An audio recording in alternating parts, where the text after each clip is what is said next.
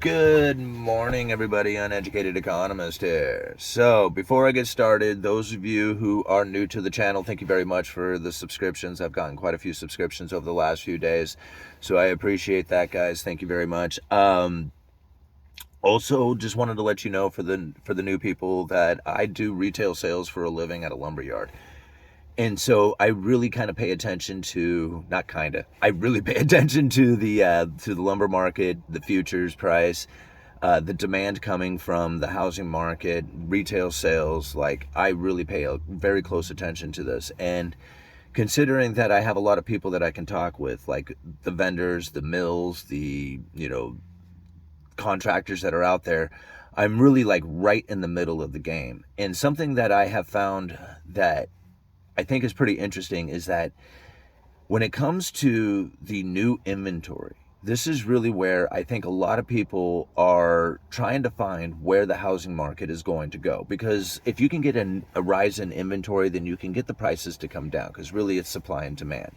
And since the demand for houses has really dropped off, considering the interest rates are rising, bringing in supply ought to bring the prices down. Supply and demand. Less demand, more supply, prices come down. It's just, this is what everybody's anticipating and expecting. Now, where is this supply going to come from? This is really where the $1 million question is going to come from, because everybody wants to buy a cheap house. Everybody wants to buy a cheap house. And it's not like the environment just presents itself for everybody to buy a cheap house. It doesn't work like that. And now I know from the things that I have read that the Federal Reserve is going to do whatever they can to make sure that there is a functioning mortgage market. I don't think they really care about prices. I don't think they really care about sales. I think they care about whether or not there is an available loan out there if somebody wants to get it, that they can get it. Now, whether it's a good loan or not at the good interest rate, that's not their concern. What their concern is to make sure that it's not a frozen market, and that if somebody wants a loan, that there is one out there available to be had. And so when I look at it like that, I look at what the housing market could possibly do as far as where inventory can go, what prices can go to, and how the Federal Reserve is not going to let the mortgage market freeze up. Because a frozen mortgage market would really drive the prices down if somebody could not get a loan for a house. But if you can get a loan for a house, then that's really what's going to keep the prices elevated if they can afford the interest rate that goes along with it. So when we put all this together, what are we looking at? We're looking at a market in which that people need a rise in inventory to bring the supply of homes to meet the demand. It is still, even with the conditions of the market today, is still a very significant demand versus the supply, keeping the prices elevated. And now when you have more supply coming in, especially if it's an unforeseen supply, much like incompleted homes that are being completed, that could bring in the inventory that people are looking for.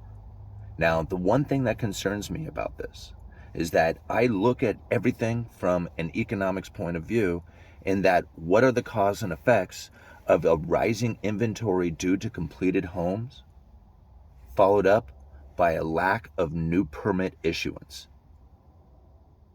Think about these two things. You have a rise in completed homes, right? Homes that were incompleted that are now coming into completion. You have a rise in that, going to bring some inventory in, followed up by a huge drop-off in permit issuance. Think about oversupply, undersupply, the demand coming from the market, the misunderstandings coming from the manufacturers, and where you end up landing within this bullwhip effect. I mean, this is taking place right now, right in front of us. Now, I know that the building demand is still very low. You can tell by the permit issuance. Now, as the permit issuance starts to pick up, you're going to find it during a time in which that people are demanding homes. However, at the time that there is no demand for homes, or there is a less of a demand for homes, which is the occurrence that we are now experiencing because of the rise of interest rates, it puts everybody in the perception that building a home right now is a bad idea. However, You'll be building a home during a time that nobody else is doing it, or that less people are doing it. And you can tell by the permit issuance that are taking place now. This is something interesting to think about.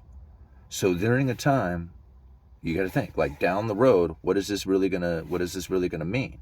Because this is going to have an impact effect as we go down the road, and that when this gap in production is taking place, and that this gap of production starts hitting the economy, because there should be all these homes that are being built during this time, or typically would be being built, is look at I'll leave a graph down in the description for you guys to the Federal Reserve chart, the Fred chart on this.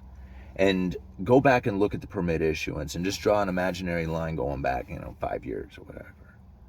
And you can see that right as COVID hit, there was a huge drop, then a huge spike, and now we're starting to get a drop again. And this drop is now meeting us back to, 2018, I think it was. So we really are back to the permit issuance of 2018, and it's probably going to go lower from here. You'll be in a spot in which that people will be not building homes. What is that going to mean down the road? When that gap in production finally hits the market, there'll be very few homes, brand new homes, being completed at that time. What is the environment going to look like if you are completing a home that has very few other new homes being completed at that time? What does that mean for those new homes? I mean, you might be in an environment of flooded inventory at that time. We don't know that. We can't predict the future. I mean, we can assume it's going to happen, and that by having that home completed at that time, it's not going to be worth anything, and you will have made the wrong bet. But you'll also be completing a brand new home when nobody else is doing it. Right? You'd be fearful when people are greedy, greedy when people are fearful, and you buy when there's blood in the streets. Now, the herd right now is getting out of real estate. You can see it. They're getting out of the purchasing of it. You can tell by the sales. You can tell by the issuance of mortgage-backed securities that are going on out there. You can tell by all the real estate agents and them saying that, the buyer traffic has dropped. Home builder sentiment is down. Lumber sales are down. Inventory in lumber is down. It's like everything that points to saying this is a terrible market. Don't touch it. Right? What does that say? People are fearful. They're incredibly fearful of this market. And there's not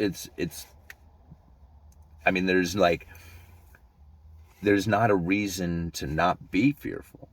I'm not saying that at all. I mean, there's all the reason in the world to be fearful of this market. All I guess I'm getting at is that you be greedy when people are fearful. Right? Uneducated Economist, you guys let me know.